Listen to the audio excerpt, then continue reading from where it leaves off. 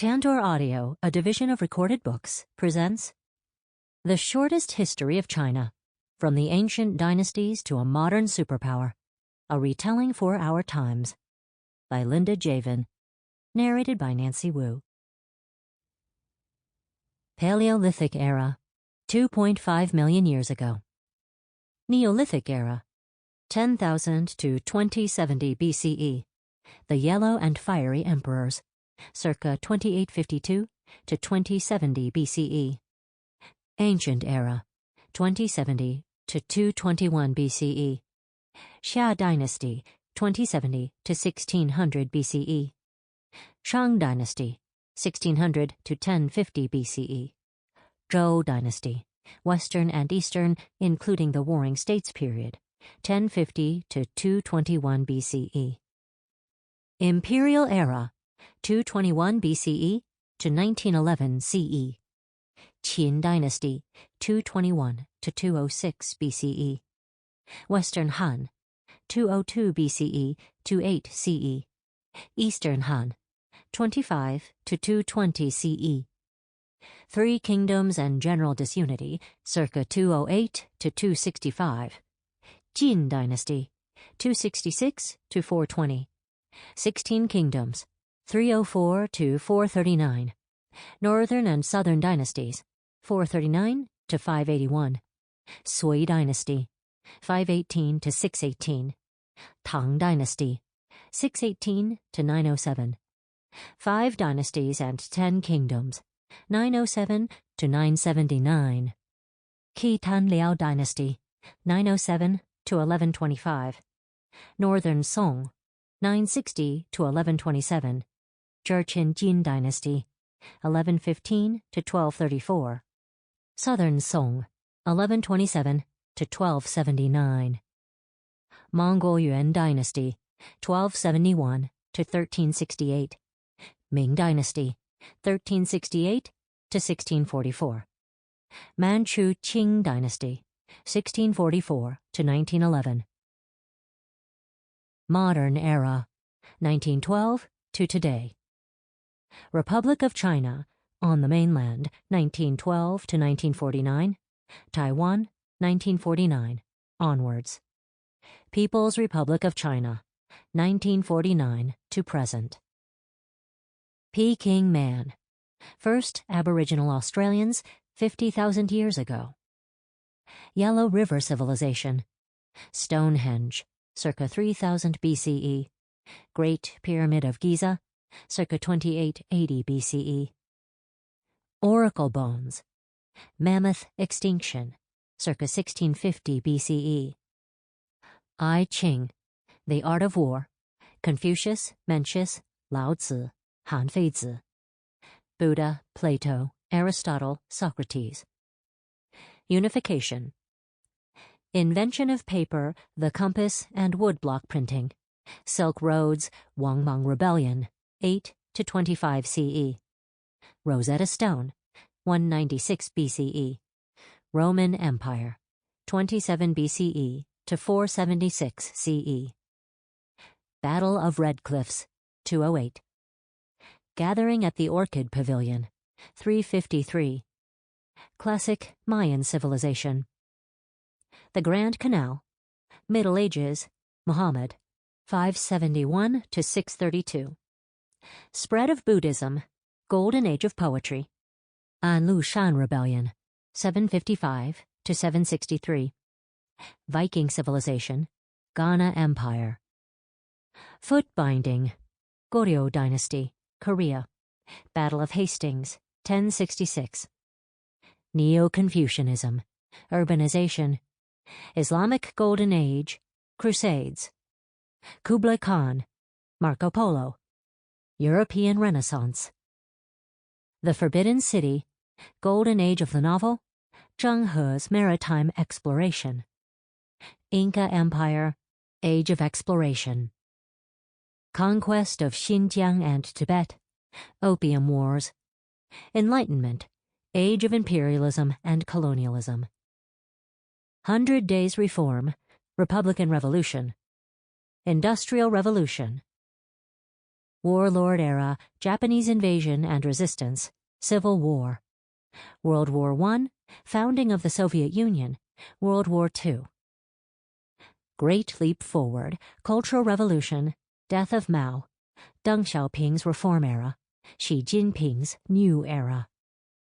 Korean War, Cold War, Dissolution of the Soviet Union, September 11th, COVID-19 pandemic. Introduction. There is no Chinese curse that goes, "May you live in interesting times." In any case, it would be redundant. Chinese history simmers with larger-than-life characters, philosophical arguments and political intrigues, military conflicts and social upheavals, artistic invention and technological innovation. It progresses in twists, turns, leaps, and returns. Chinese historical records are long and deep, stretching back at least 3,500 years. Their themes and lessons, as well as the memories of wounds and triumphs, pulsate under the surface of contemporary Chinese life, language, culture, and politics. The increasingly key role of the People's Republic of China, PRC, plays in global affairs makes an awareness of this history essential, for it is the key to understanding China today. Take, for example, the insistence of the Communist Party of China, CPC, that Hong Kong and Taiwan, along with Tibet, Xinjiang, and islands in the South China Sea, are part of China. The intensity with which the CPC pursues reunification has roots in the humiliation and semi-colonization of China by imperialist powers in the 19th century and the Civil War of the 20th century. It also speaks to violent periods of division that occurred as long as 2,000 years ago, but have left their stamp on the national psyche. That the first great unification in 221 BCE, which also involved the epic standardization of weights, measures, and the written language, came with a high dose of tyranny, is also part of this history's complex legacy. Nothing about China is small in scale. With some 1.4 billion people, the PRC boasts the world's largest population, nearly 1 in every 5 people on Earth, not counting another 45 million people worldwide who identify as Chinese. At 3.6 million square miles, 9.3 million square kilometers, it occupies the third largest landmass of any country after Russia and Canada, and shares borders with 14 nations. The PRC is the world's largest trading nation and second largest economy, a manufacturing powerhouse and an assertive military power. Its army bigger than any other national armed force. It plays a steadily increasing role in global institutions and international affairs. The PRC's trillion-dollar Belt and Road Initiative, with projects in countries as diverse as Afghanistan, Ecuador, Bahrain, Bulgaria, Ethiopia, and Vietnam, is the most ambitious global infrastructure building project in history. Domestic schemes are often no less monumental, whether they involve constructing giant dams, establishing pervasive systems of surveillance, or creating the longest open-sea fixed link on the planet, the 34-mile-long, 55-kilometer Hong Kong-Zhuhai-Macau Bridge.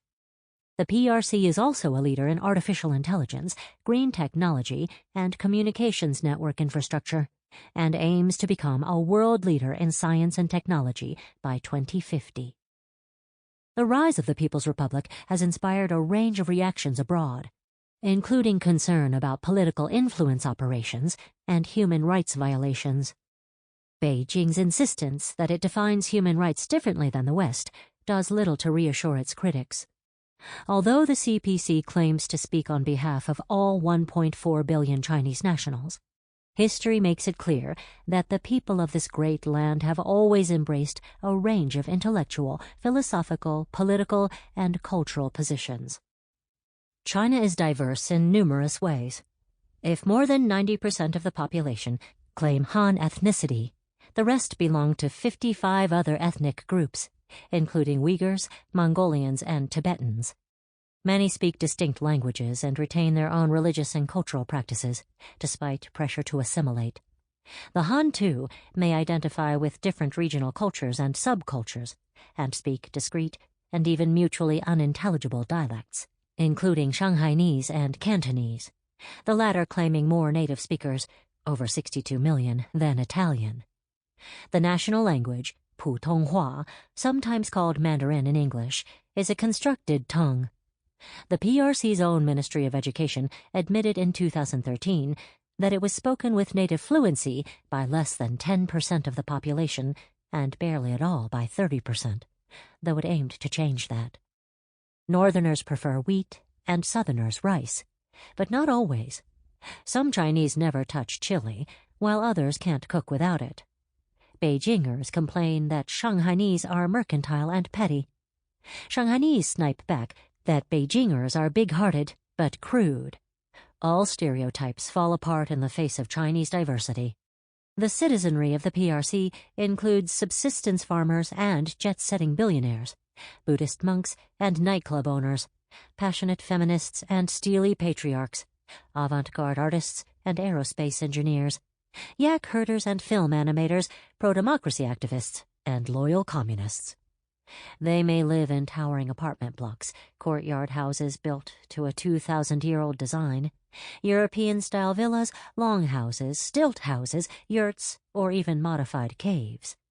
They may be fans of Peking opera, Western opera, punk, throat singing, cantopop, chess, video games, Korean soap operas, calligraphy, photography, ballroom dancing, fan dancing, all or none of those. The heavily urbanized landscape of China's 23 provinces and 5 autonomous regions, Guangxi, Inner Mongolia, Tibet, Ningxia, and Xinjiang, is as varied as its people, ranging from frozen steppes to tropical islands, jungles, deserts, fertile farmland, tall mountains, and low flood plains. The PRC boasts several of the most populous cities on Earth. Its 4 provincial-level municipalities include Chongqing, home to more than 30 million, and Shanghai, with more than 26 million. Aside from the Yangtze, the 3rd longest river in the world, 6 of Asia's major rivers originate in Tibet: the Indus, Ganges, Brahmaputra, Irrawaddy, Salween, and Mekong. The construction of upstream dams, mines, and irrigation projects, and even the afforestation of the Tibetan Plateau, have all implications for the water security of almost half the world's population. President Xi Jinping's pledge to the United Nations in September 2020 that China will reduce its net carbon emissions to 0 by 2060, if followed through, could help address climate change and determine the future of the planet itself. A disciple once asked Confucius, 551 to 479 BCE, the first thing he'd do if he were in charge. Confucius replied, "Rectify the names." He explained, "If the names are not correct, if they do not match realities, language has no object. If language is without an object, action becomes impossible, and therefore all human affairs disintegrate and their management becomes pointless and impossible." The first appearance of the name China in a European language is in a 16th century Spanish text. The word seemingly derives from references to the ancient Qin dynasty, 221 to 206 BCE, via Sanskrit, China, and Japanese, Xina. In Chinese, the most common expression for China in the sense of a nation is Zhongguo. This expression dates back 3,000 years to the ancient compilation of poetry, the Book of Odes, Shi Jing. Zhong means middle or center. The second character, guo, contains a mouth, kou, representing the people, and a dagger axe, ge, signifying defense within an enclosure, wei. Guo originally referred to a fortified city, only later coming to mean a kingdom and finally a nation-state. Although Zhongguo is often translated as Middle Kingdom, Zhong originally referred to the center of the kingdom or city, rather than implying that the kingdom itself was at the center of the world. Another popular way to refer to China is Zhonghua. Hua can signify splendor, radiance, or prosperity. It was the name of one of the 2 ancient tribes of settlers along the Yellow River from which Han Chinese claim descent. Zhonghua is less about a specific territory than a civilization, encompassing notions of myth, legend, history, and culture. It embraces the broader Chinese world, radiating out from the mainland, Taiwan, and Hong Kong, to diasporic communities from Canberra to California, Singapore to Senegal. Although there are other phrases that signify China, it's reasonable to say that the idea of China lies somewhere between Zhongguo and Zhonghua. The outline maps that appear in this book are not of the PRC, but of territory that either is now or at one time has been part of something understood as Zhongguo or Zhonghua. For most of history, people identified with their dynasty, as a man or woman of the Tang, for example, rather than as Chinese. It was only after a Republican revolution overthrew the last dynasty, the Qing, in 1911, that the country incorporated China into its name. Both the Republic of China, founded in 1911, and the post-1949 People's Republic of China use Zhonghua rather than Zhongguo to stand for China.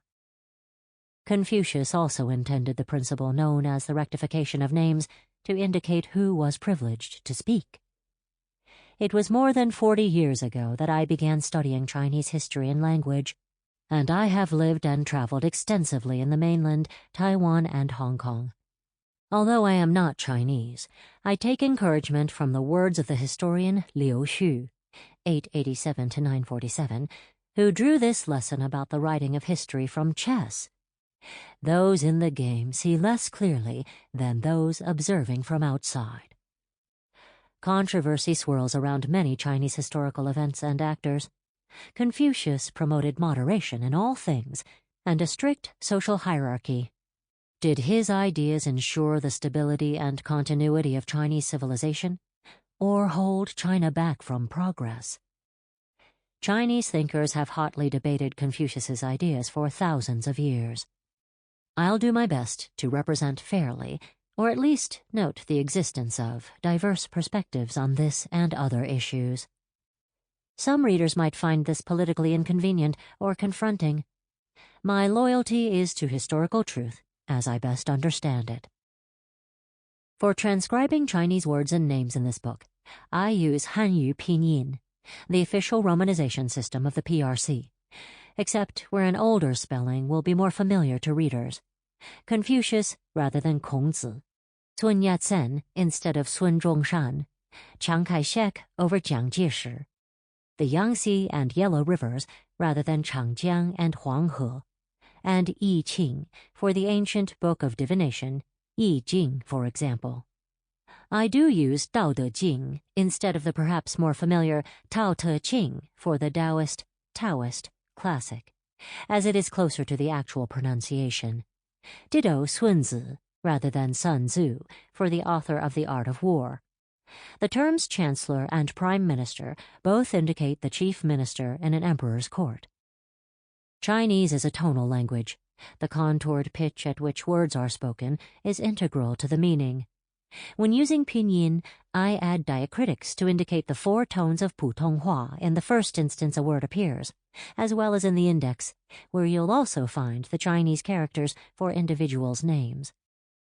Pinyin is a relatively straightforward guide to pronunciation for speakers of European languages, with a few quirks. X, as in Xi Jinping, is pronounced like the SH in Xi. C, as in Cao Cao, is pronounced like the TS in its. Q, as in the Qin dynasty, is pronounced like the CH in cheese. ZH, as in Zhou Enlai, is pronounced like a J, but with the tongue curled almost to the roof of the mouth, and Z, as in Zun Yi, is like the DS in ads. When the CPC came to power in 1949, less than a quarter of the population could read or write. To promote literacy, they simplified many of the 10,000 most commonly used characters, including some of the 2,000 to 3,000 characters necessary for basic literacy.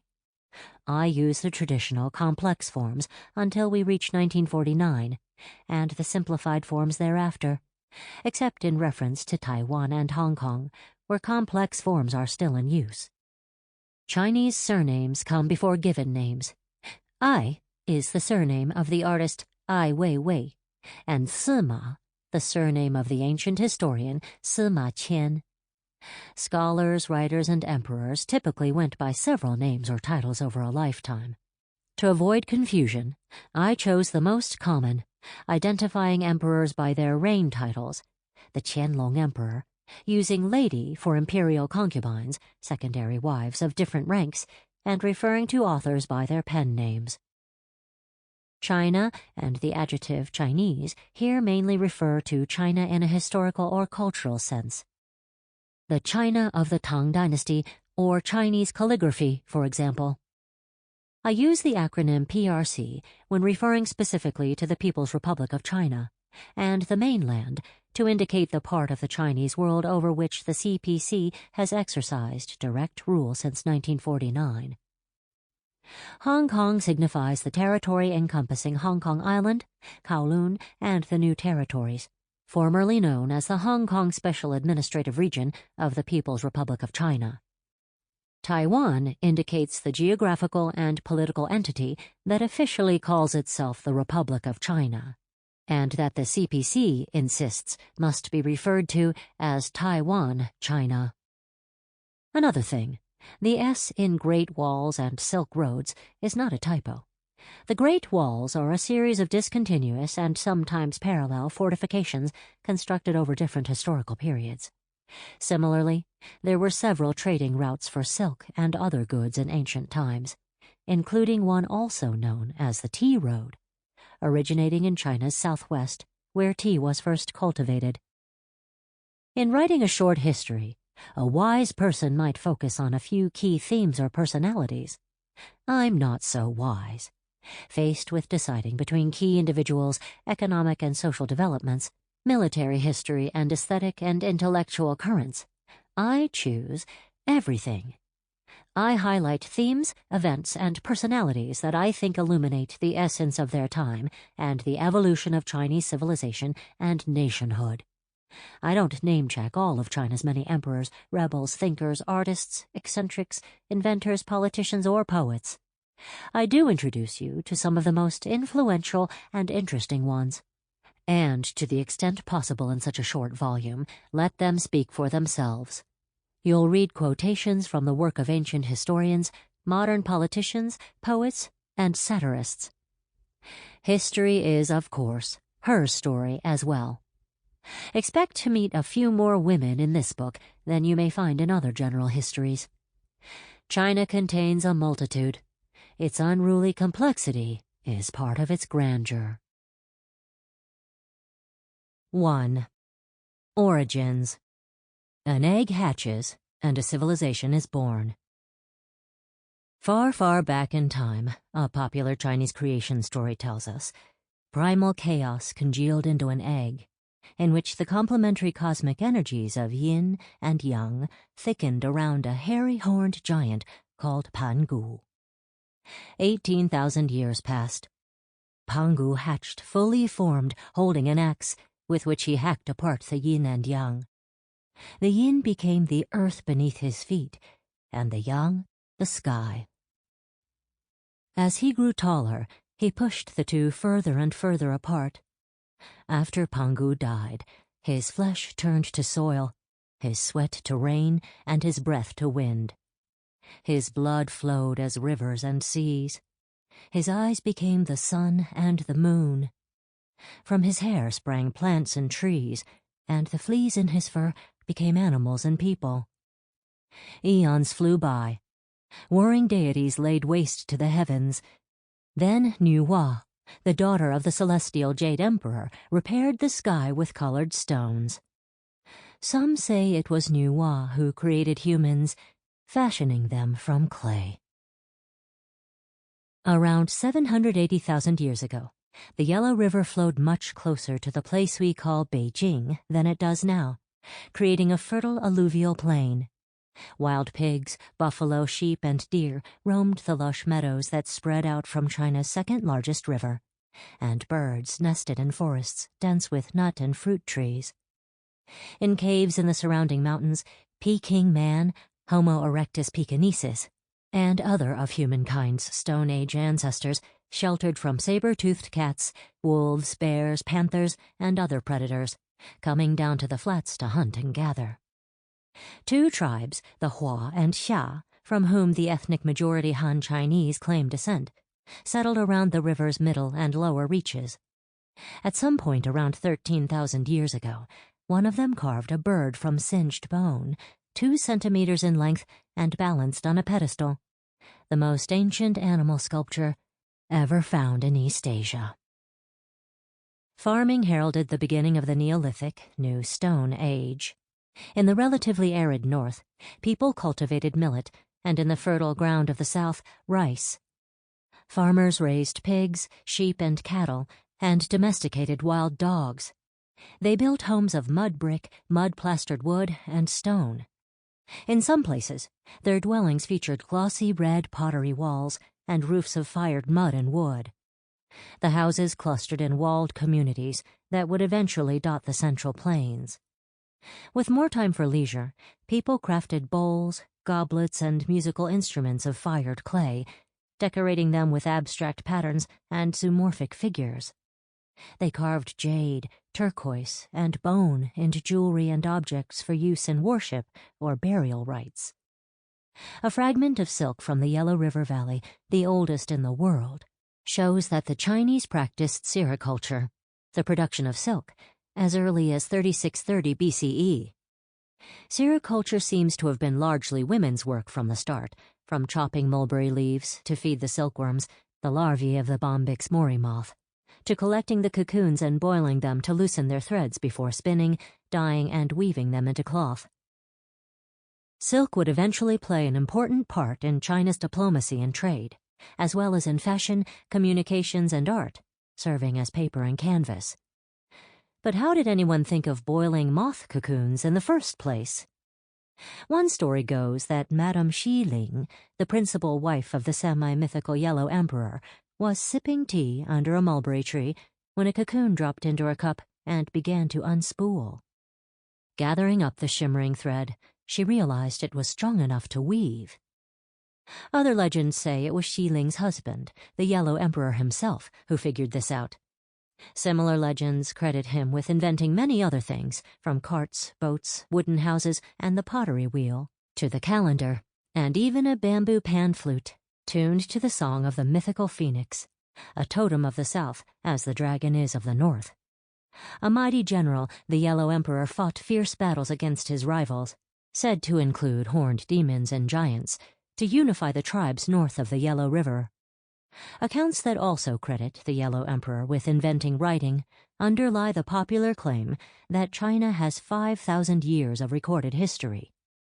The earliest hard evidence of Chinese script, however, dates back 3,500 years, which makes it the third or fourth oldest system of writing in the world, after those of the Sumerians in Mesopotamia, the Egyptians, and possibly the Minoans, whose writing system developed around the same time as the Chinese.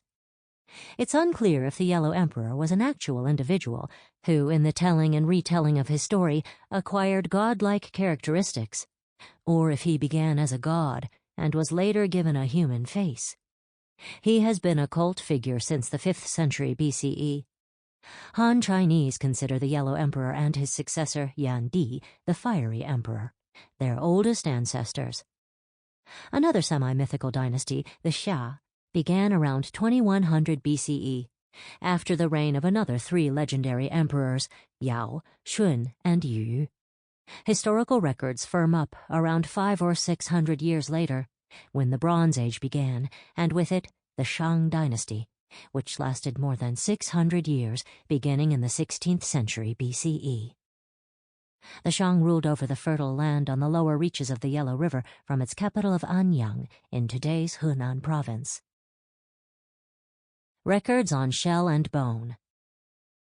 The rulers of the Shang dynasty were warlike and highly superstitious, worshipping a number of gods and conducting human sacrifices to them. They kept slaves, including musicians and dancers. Each king had a primary wife and many secondary ones, or concubines. For most of Chinese history, men with the means to provide for more than one wife were free to take concubines. In the Chinese language, a man takes, 娶, a wife, whereas a woman is given, 嫁, in marriage. Sample complete. Ready to continue?